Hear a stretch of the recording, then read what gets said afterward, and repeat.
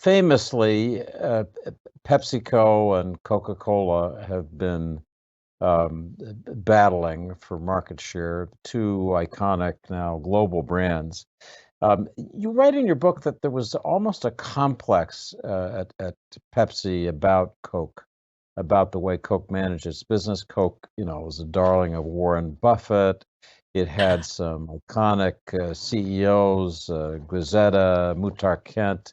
It seemed to be the very definition, as I remember, as a business editor, of what a global company was all about. How did you regard the Coke challenge, if you will, when you were at Pepsi? What did you learn from them? What are you glad you didn't try to emulate? Well, we were very different companies that were both competing head to head as if we were the same company. There was a company with 100% beverages. We were, 45, 50% beverages. Their trademark red brand was 70% of the company's revenues. For us, brand Pepsi was 25% of the revenue. So they were very different companies. But here's an interesting story. Uh, uh, we always viewed ourselves as a timely company competing against what we call a timeless company because Pepsi was about the next generation, choice of a new generation, living for now, shaping the future. The other brand was about maintaining traditions and staying exactly the way they were.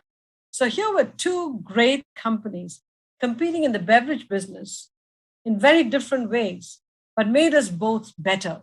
And I'll tell you one thing, had we not had the company down south, the red company down south as a competitor, we would have invented a company to go fight against because PepsiCo does the best when we have a great competitor, real or imagined, that's coming after us, that brings out the creative juices, that makes us want to do more.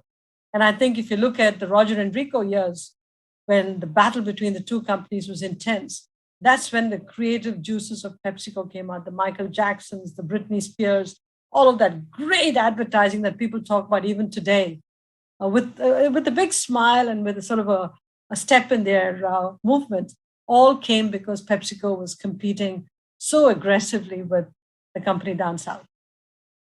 Those were fun corporate wars to watch.